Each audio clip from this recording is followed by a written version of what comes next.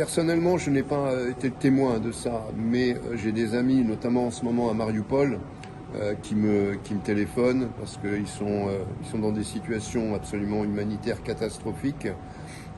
J'ai des témoignages que j'ai recueillis, que j'ai transmis également à la Croix-Rouge, par exemple, pour extraire des gens qui sont bloqués dans leurs bâtiments, dans leurs caves, et empêchés de sortir par les nationalistes et les soldats ukrainiens.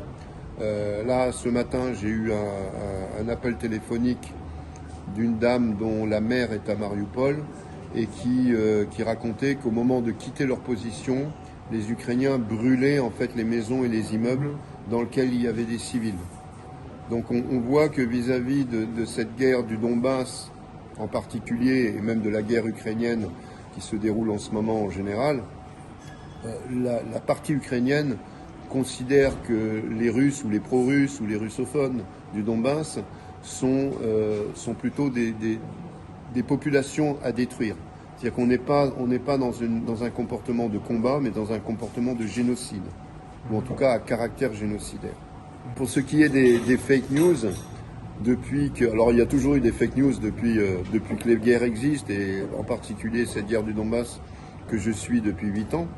Mais depuis que les opérations militaires russes ont été déclenchées, c'est un tsunami de fake news qui inonde les médias occidentaux, mais d'une manière complètement hystérique et sans limite.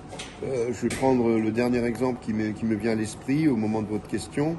C'est lors du bombardement samedi dernier par un Toshkaou du centre-ville de Donetsk, où il y a eu, je le rappelle, une vingtaine de morts et plusieurs dizaines de blessés.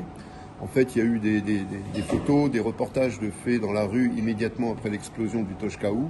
Eh bien, j'ai retrouvé ces photos prises à Donetsk dans un journal italien qui décrit les bombardements de Kiev, par exemple, par l'armée russe. Donc on voit le genre de fake news, c'est-à-dire qu'ils vont même réutiliser des images de bombardements du Donbass pour accuser les bombardements de Kiev, accuser l'armée russe des bombardements de Kiev. Donc on est dans un délire qui n'a plus aucune raison, aucune rationalité et qui n'a même pas de professionnalisme. C'est-à-dire que ce sont des fake news qui ne sont même pas travaillées, qui ne sont même pas étudiées, qui ne sont même pas maquillées. C'est-à-dire vraiment c'est grossier. Mais malheureusement, la population occidentale aujourd'hui, elle avale tout. Elle avale les pires mensonges, comme par exemple le bombardement de la centrale nucléaire de Zaporijjie, soi-disant par l'armée russe, alors que c'était juste une fusée éclairante qui avait été tirée par la garde nationale ukrainienne qui sécurisait le périmètre, puisqu'ils avaient subi une intrusion peut-être de nationalistes, de Praï Sector, etc. Donc ils ont tiré une fusée éclairante, et donc les caméras de surveillance ont été récupérées par les médias occidentaux pour dire que l'armée russe bombardait une centrale nucléaire.